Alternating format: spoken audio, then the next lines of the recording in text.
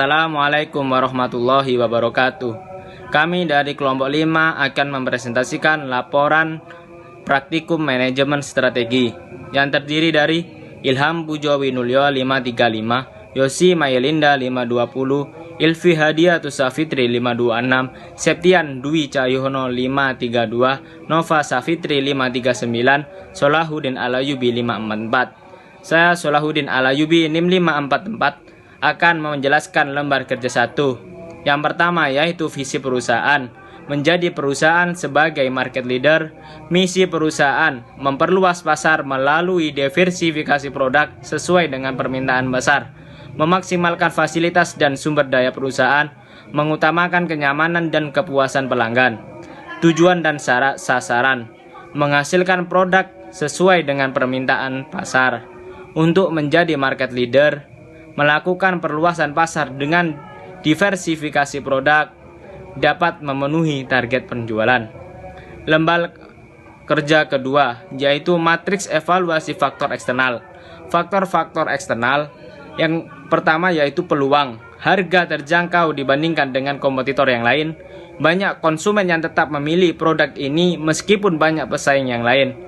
Peluang pasar terbuka lebar. Yang kedua yaitu ancaman, jaringan distribusi yang lemah, kurangnya promosi, banyaknya pesaing yang mulai bermunculan dan berkualitas. Di sini sudah ada total, bobot, peringkat, dan nilai tertimbang. Bisa kita lihat di slide. Terima kasih.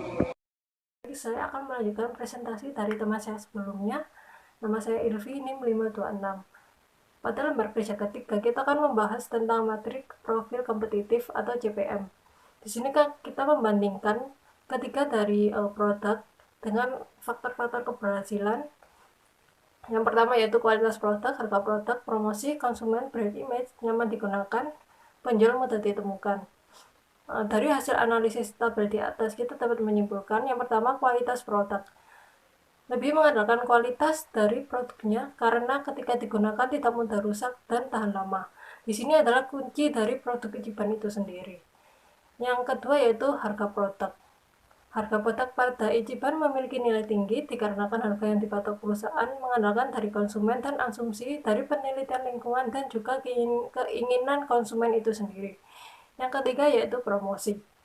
Promosi pada merek Ichiban memiliki nilai yang tinggi juga 0,6 dikarenakan dilakukannya oleh perusahaan bisa dilakukannya promosi dapat menjangkau dari aspek-aspek yang ada pada konsumen yang telah disegmentasikan oleh perusahaan itu sendiri.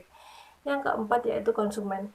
Konsumen merek Ichiban memiliki nilai yang sama dengan kedua merek yang telah dipaparkan pada tabel, tetapi ada juga yang mengkhususkan sendiri dari segmentasi yang telah dibuat oleh perusahaan Ichiban itu sendiri. Yang kelima yaitu brand image. Brand image sendiri disokong dari spidol dari perusahaan yang sudah menguasai pasar atau market leadernya. Yang keenam yaitu nyaman digunakan. Di sini lebih mengunggulkan kenyamanan dari penggunaan mereknya dengan cara perusahaan menganalisa dari data-data yang sudah ada pada perusahaan. Yang ketujuh yaitu penjual mudah ditemukan. Penjual pulpen merek Ichiban mudah ditemukan karena perusahaan menyebarkan produknya pada semua outlet fotokopi dan toko-toko yang menjual alat tulis kantor.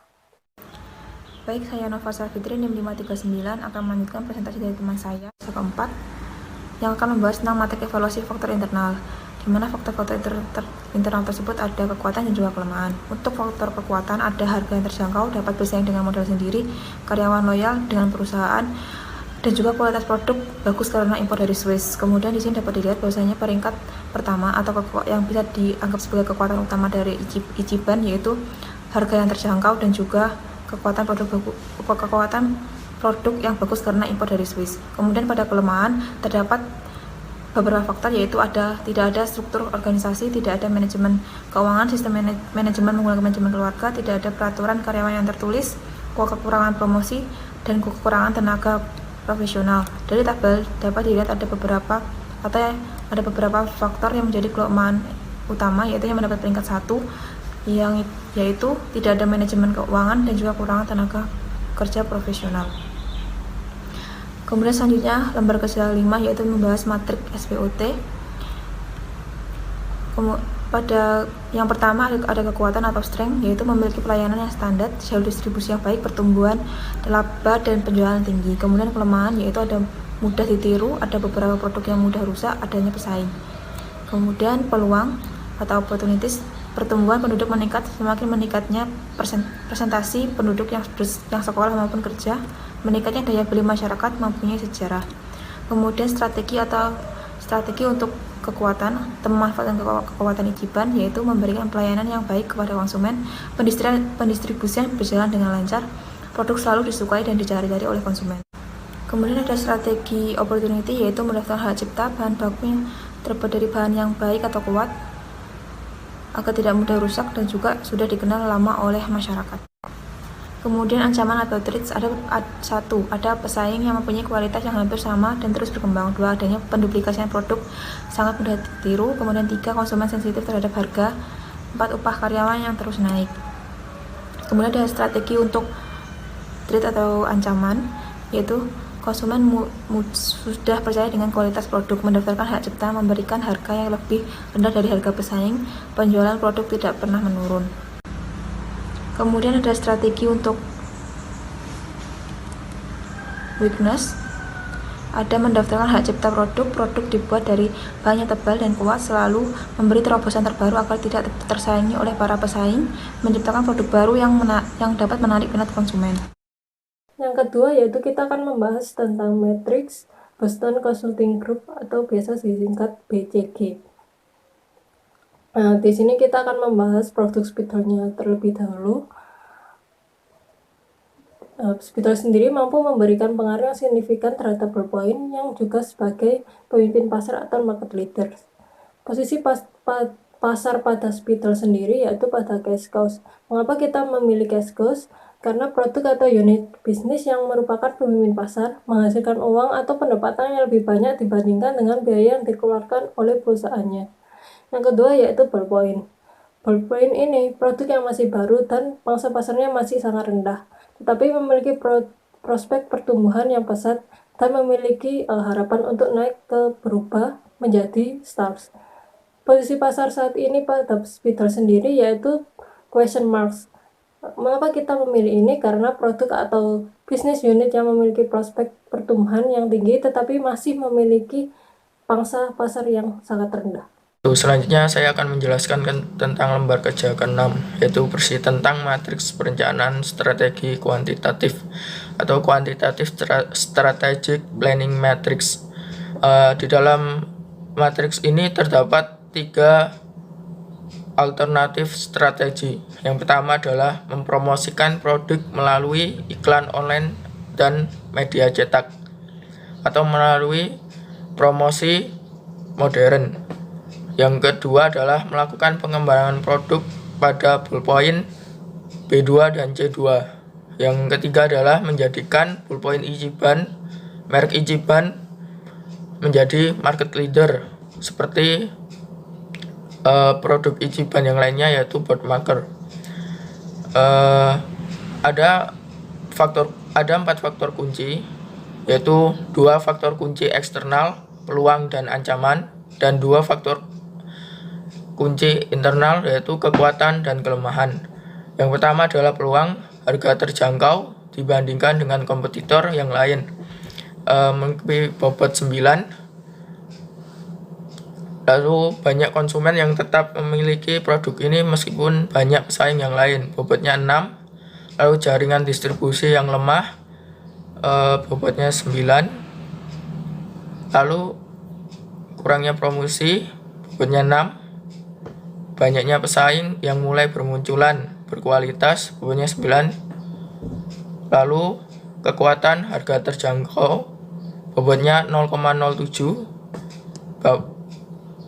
Lalu dapat pesaing dengan modal sendiri, bobotnya 0,06. Karyawan loyal dengan perusahaan 0,07. Kualitas produk bagus karena impor dari Swiss 0,06. Lalu yang kelemahan, tidak ada struktur organisasi 0,07. Tidak ada manajemen keuangan 0,06. Tidak ada peraturan karyawan yang tertulis 0,06. kurangnya promosi 0,01, kekurangan tenaga profesional 0,01. Itu akan dikalikan dengan AS lalu dijumlah